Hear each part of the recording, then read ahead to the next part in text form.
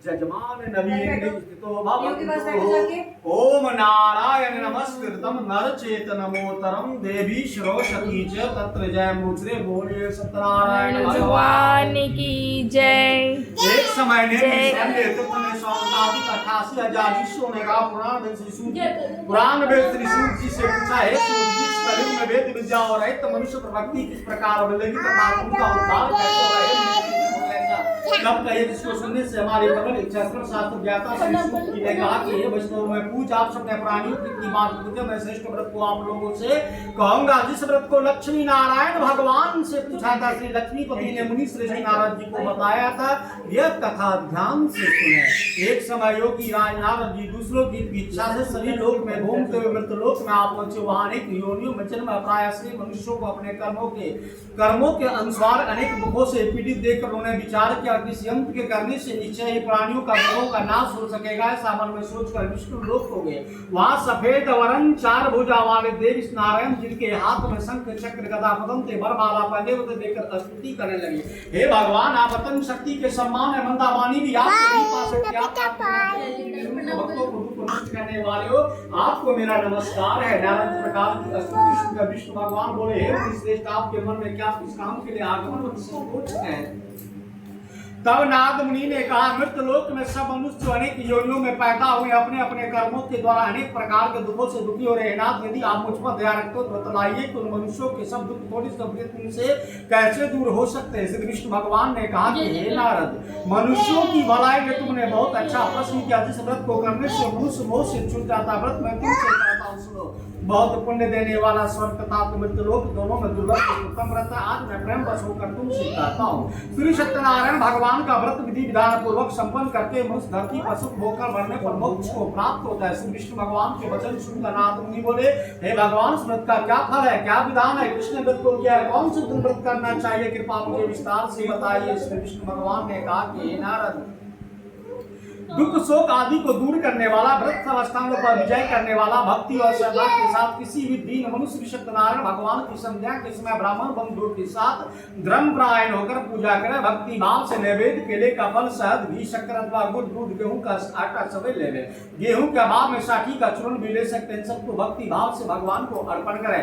बंधु बांधव ब्राह्मण को भोजन करावे इसके पश्चात स्वयं भोजन करे। रात्रि में नाम संकीर्तन आदि रचन कर श्री सत्यनारायण भगवान का स्मरण करता हुआ समय व्यतीत करे। इसी तरह का मनुष्य जो व्रत को करेगा उनका मनोरथ निश्चय पूर्ण होगा। हे भक्तराज तुम शुद्ध विकराल काले काल में क्रम छिपे खान पान आचार विचार को न चाहते हुए पवित्रता रख पाने के कारण क्योंकि जीव मेरा नाम स्मरण करके ही अपना लोक परलोक संवार सके। इसलिए विशेष रूप से मृत्यु लोक में एक लघु आसान उपाय जिससे अल्प समय में प्रत्येक जीव को महान पुण्य प्राप्त हो सकता है। सूत जी ने कहा कि हे ऋषियों जिन्होंने पहले समय व्रत को किया उनका इतिहास कहता हूँ आप लोग ध्यान से सुनो। सुंदर काशीपुर नगरी कहते निर्धन ब्राह्मण रहता था वो भूखा प्यास से बेचैन होकर नदी पृथ्वी पर घूमता था। ब्राह्मणों से प्रेम करने वाले श्री विष्णु भगवान ने ब्राह्मण को दुखी देखकर एक दिन बूढ़े ब्राह्मण का रूप धारण कर निर्धन ब्राह्मण के पास जाकर आदर के साथ पूछा कि हे विप्रवर तुम पृथ्वी पर क्यों घूमते हो। हे श्रेष्ठ ब्राह्मण यह सब मुझसे कहो मैं सुनना चाहता हूँ। दरिद्र ब्राह्मण ने कहा मैं निर्धन ब्राह्मण हूँ भिक्षा के लिए पृथ्वी पर फिरता रहता भगवान से छुटकारा पाने का उपाय जानते हो तो कृपा करके आप मुझे बताइए मैं आपकी शरण में हूँ। वृद्ध ब्राह्मण का रूप धारण किए श्री विष्णु भगवान ने कहा कि हे ब्राह्मण श्री सत्यनारायण भगवान मनवंचित फल देने वाले श्री तुम का पूजन करो जिसको करने से मनुष्य दुखों से मुक्त हो जाता है। ब्राह्मण को व्रत का सारा विधान बतलाकर बूढ़े ब्राह्मण का रूप धारण करने वाले श्री सत्यनारायण भगवान अंतर ध्यान हो गए। जिस व्रत को वृद्ध ब्राह्मण ने बतलाया मैं उसको अवश्य करूंगा। निश्चय कर ब्राह्मण घर चला गया परंतु शिवरात्रि में नींद नहीं आई। वो अगले दिन जल्दी उठा श्री सत्यनारायण भगवान का व्रत करने का निश्चय कर भिक्षा मांगने के लिए चल गया। दिन भिक्षा में बहुत धन मिला जिसे पूजा का सब सामान खरीदा। घर आकर अपने बंधु बांधवों के साथ भगवान श्री सत्यनारायण का व्रत किया। इसके करने से दरिद्र ब्राह्मण सब दुखों से छूटकर अनेक प्रकार के संपत्तियों से युक्त होगा। शिष्य से ब्राह्मण हर मास व्रत करने लगा। सत्यनारायण भगवान के व्रत को जो शास्त्र विधि के अनुसार श्रद्धा पूर्वक करेगा सब पापों से छूटकर मोक्ष को प्राप्त होगा। आगे जो मनुष्य पृथ्वी पर श्री सत्यनारायण भगवान का व्रत को करेगा सब दुखों से छूट जाएगा। इसी तरह नारद जी से सत्यनारायण भगवान का कहा हुआ व्रत मैंने तुमसे कहा है बेटे आप क्या सुनना चाहते मुझे बताइए। ऋषियों ने कहा मुनिवर ऋषियों ने कहा मुनिवर, संसार में इस ब्राह्मण से सुनकर किस किस ने व्रत को किया, हम सब कथा सुनना चाहते, इसके लिए हमारे मन में बड़ी श्रद्धा है। सूत जी ने कहा कि हे मुनियों, जिन जिन प्राणी ने व्रत को किया सबकी कथा सुनो। एक समय ब्राह्मण धन ईश्वर मंग बांधवों के साथ अपने घर पर व्रत कर रहा था। उसी समय एक लकड़ी बेचने वाला बूढ़ा व्यक्ति वहां आया, जिसे सिर पर रखा लकड़ियों का गट्टर बाहर रख दिया, ब्राह्मण के मकान में चला गया। प्यास से भूखी लकारे ने ब्राह्मण को व्रत करते हुए देखा, प्यास को भूल गया। उसने ब्राह्मण को नमस्कार किया, पूछा कि हे ब्राह्मण, आप किसका पूजन करें, इसको करने से क्या फल मिलता है, कृपा करके आप मुझे बताइए। ब्राह्मण ने कहा, सब मनोकामनाओं को पूरा करने वाला श्री सत्यनारायण भगवान का व्रत है। इनकी कृपा से मेरे यहाँ धन धान्य आदि की वृद्धि है। ब्राह्मण से व्रत के बारे में जानकर लकारा बहुत प्रसन्न हुआ। भगवान का चरणामृत में भोजन करने के बाद अपने घर को चला गया। अगले दिन लकार ने अपने मन में इस प्रकार का संकल्प किया कि आज ग्राम में लकड़ी बेचने से जो धन प्राप्त होगा उससे सत्यनारायण भगवान का उत्तम व्रत करूंगा। मन में विचार का बुरा लकारा लकड़ियों का गट्टर अपने सिर पर रखकर जिस नगर में धनवान लोग रहते थे ऐसे सुंदर नगर में गया। उस रोज लकड़ियों का दाम पहले दिन में चौगुना मिला। बूढ़ा लकारा दाम ले अति प्रसन्न होकर पत्ते केले का फली शक्कर घी दूध गेहूं का चूर्ण इत्यादि सत्यनारायण भगवान की व्रत की कुल सामग्री को लेकर अपने घर आ गए। अपने भाइयों को बुलाकर विधि विधान के साथ भगवान जी का पूजन और व्रत किया। उसी व्रत के प्रभाव से बूढ़ा लकारा धन पुत्र आदि से युक्त हुआ, संसार के समस्त सुख भोग कर वैकुंठ लोक को चला गया।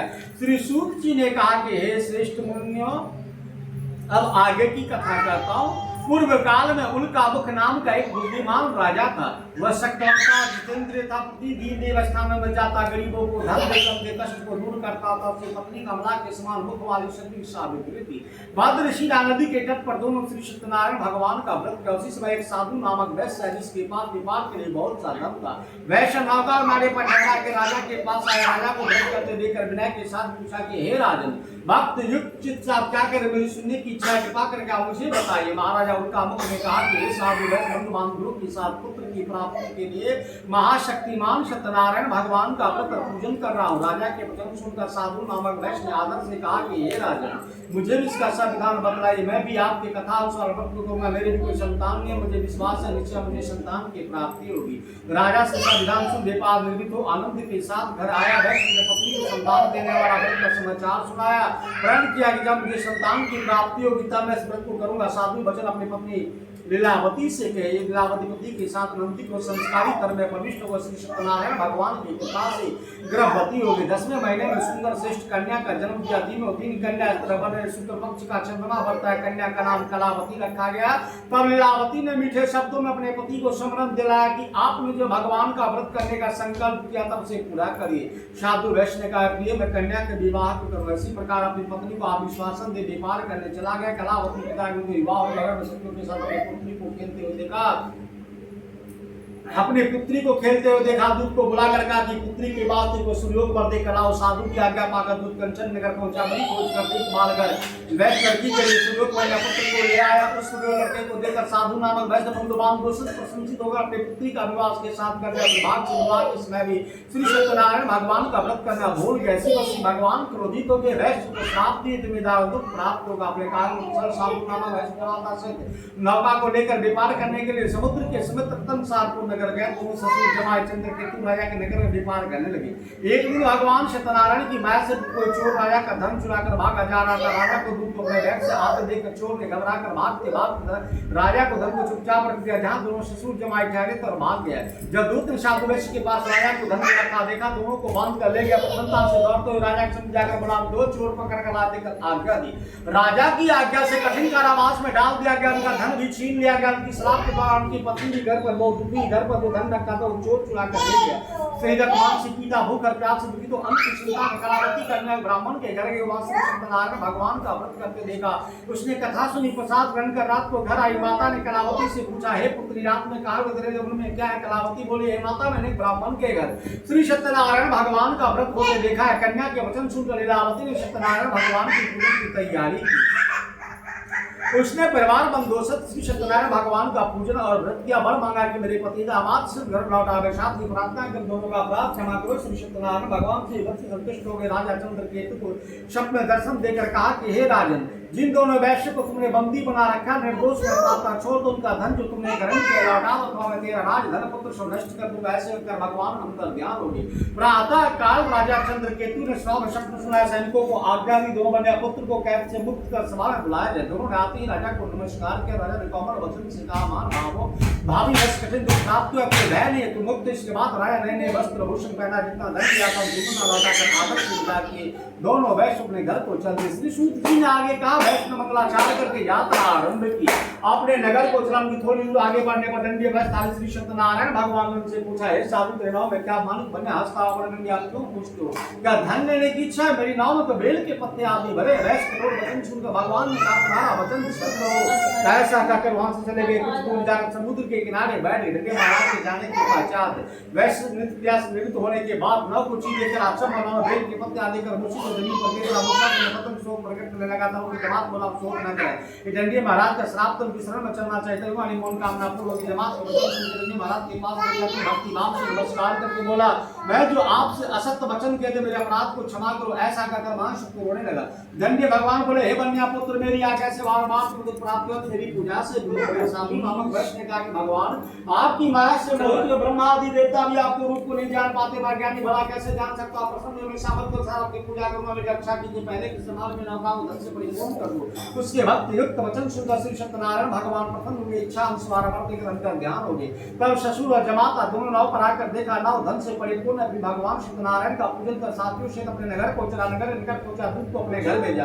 दूत ने साधु नामक वैश्य घर जाकर पत्नी को नमस्कार किया। कहा कि आपके पति दामादी ने उस नगर के सुंदर कलावती से कन्या कलावती उस समय भगवान की पूजन कर रही थी। दूत के वचन सुनकर साधु की पत्नी बड़े हर्ष के साथ सत्यदेव का पूजन पूर्ण किया। अपने पत्नी से कहा, पति को दर्शन को जाते कार्य पूर्ण करके शीघ्र आ जाना। परंतु कलावती पूजन एवं प्रसाद को छोड़कर अपने पति के पास चले गए। प्रसाद को आज्ञा कारण सत्यदेव ने दुष्ट कर पति को नाव सहित पानी में डुबो दिया। कलावती अपने पति को न देखकर रोती हुई जमीन पर गिर पड़ी। नौका को डूबा हुआ कन्या को रोता हुआ देख साधु दुखी बोला, प्रभु से मेरे परिवार से भूल क्षमा करो। से दीन वचन सुनकर सत्यदेव भगवान प्रसन्न हुए। आकाशवाणी हुई, साधु तेरे कन्या मेरे प्रसाद को छोड़कर आए, इसलिए दूसरा घर जाकर प्रसाद खाकर लौटे तो उसका पति अवश्य मिलेगा। आकाशवाणी सुनकर कलावती ने घर पहुंचकर प्रसाद खाया। फिर आकर अपने पति के दर्शन किए। तत्पश्चात साधु वैश्य बंधु बांधव दोषित सत्यदेव का विधि पूर्वक पूजन वैष्णव का श्री सूत जी ने आगे कहा, ऋषियों में और एक कथा करता हूं, सुनो। प्रजापाल में तो ध्वज नाम का एक राजा था। भगवान सत्यदेव का प्रसाद को त्याग कर बहुत दुख पाया। एक समय राजा वन में पशुओं को मारकर वट के वृक्ष के नीचे आया, जहां गांव वालों को भक्ति भाव से बंधु बांधव सत्यनारायण जी का पूजन करते देखा। देखकर भी राजा वहां अपमानी ना हो तो परंतु राजा देखकर भी अभिमानी वश वहां आ गया, ना ही सत्यदेव भगवान को नमस्कार ही किया। जब गांव वालों ने भगवान का प्रसाद इसके सामने रखा तो प्रसाद को त्याग कर अपने नगर को चला गया। नगर में पहुंचकर देखा सब कुछ नष्ट हो गया। समझ गया सब भगवान सत्यदेव ने किया। विश्वास करके गांव वालों जिससे विधि पूर्वक पूजन कर प्रसाद खाया तो सत्यनारायण की कृपा से सब कुछ पहले जैसा हो गया। गर्भ काल में होकर मरने पर स्वर्गलोक को चला गया। जो मनुष्य हम दुर्लभ व्रत को करेगा, श्री सत्यनारायण भगवान की कृपा से धन धान्य की प्राप्ति और निर्धन धनी होता है। बंदी बंधन से मुक्त होकर निर्भर हो जाता है। संतानहीन को संतान की प्राप्ति होती है। तथा सब मनोरथ पूर्ण होकर के अंत में वैकुंठ धाम को जाता है। जिन्होंने पहले से व्रत को किया, अपने दूसरे जन्मों की कथा विश्लेषणा नंद नामक गृह ब्राह्मण ने व्रत किया। सुदामा के रूप में जन्म लेकर श्री कृष्ण की भक्ति करके मोक्ष प्राप्त कर उनका मुक्त नाम का महाराज श्री भक्त के पुण्य से राजा सत्यनारायण जी के पूजन कर मृत्यु के बाद वैकुंठ लोक को प्राप्त हुए। साधु नाम का वैश्य सत्यपति राजा धर्म अपने पुत्र को आने से जी का मोक्ष प्राप्त किया था। इसी व्रत का फल था। इसी तरह महाराजा के धर्म मनोहर जिन्होंने बहुत से लोगों को भगवान के भक्ति में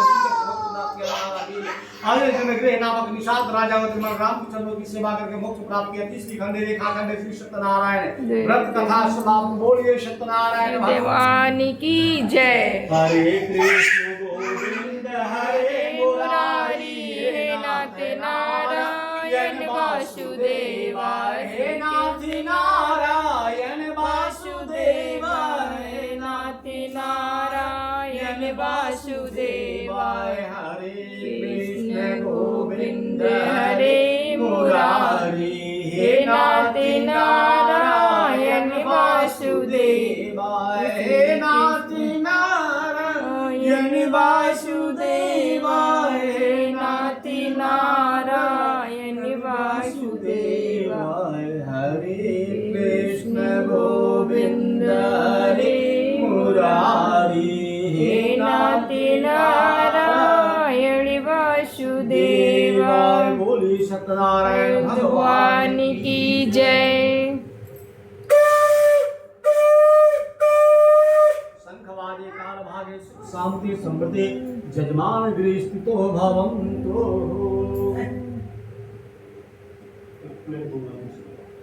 विनायक छोटी प्लेट ला।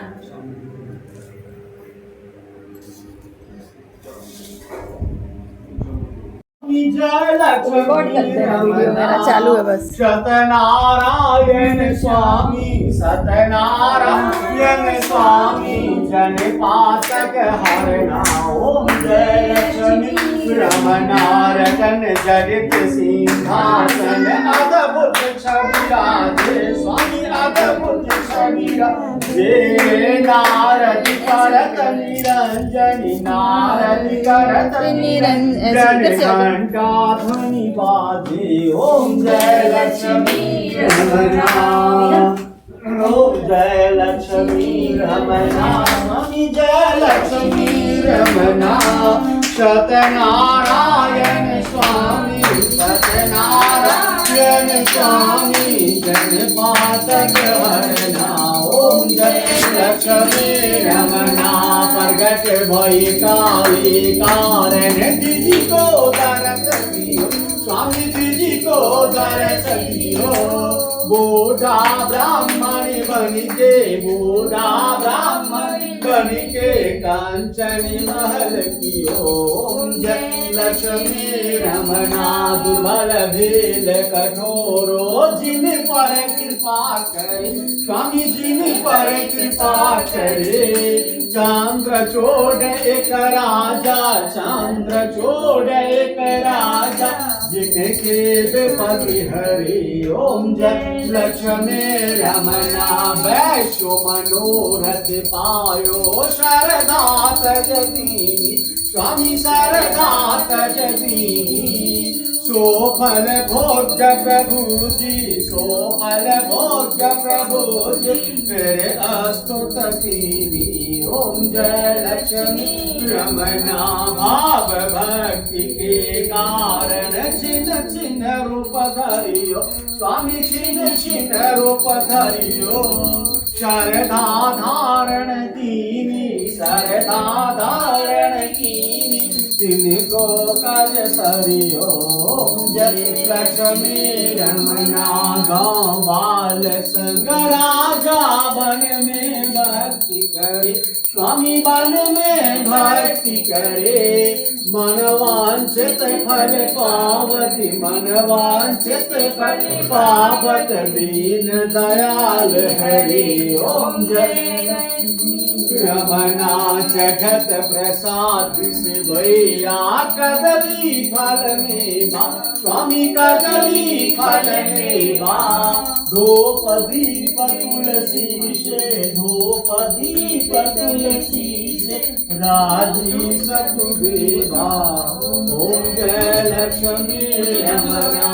श्री सत्यनारायण की आरती कोई नर गावे स्वामी प्रेम सहित गावे। तेरे चरणों में चिति लावे कहत शिवानंद स्वामी भजत हरे हर स्वामी मनवांछित फल पावे। ओम जय लक्ष्मी रमना। ओम जय लक्ष्मी रमना स्वामी जय लक्ष्मी रमना। सत्यनारायण स्वामी सत्यनारायण स्वामी जन पातक हरना। ओम जय लक्ष्मी रमना।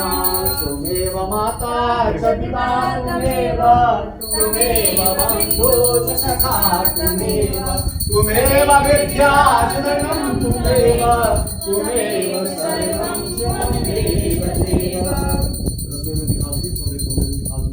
कर्पूरगौरं कर्णावतारं संसार सारं बुद्धिगन्धहारं सदा वसन्तं हृदयारविन्दे भवं भवानी सहितं नमामि भवं भवानी सहितं नमामि।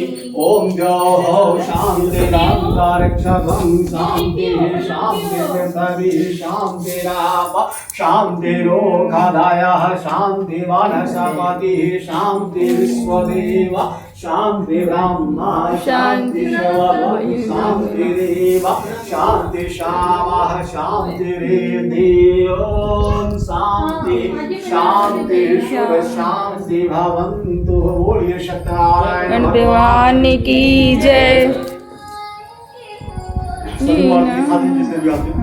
हेलो किचन में नहीं भाई, कौन सा फ्लैट है आपका?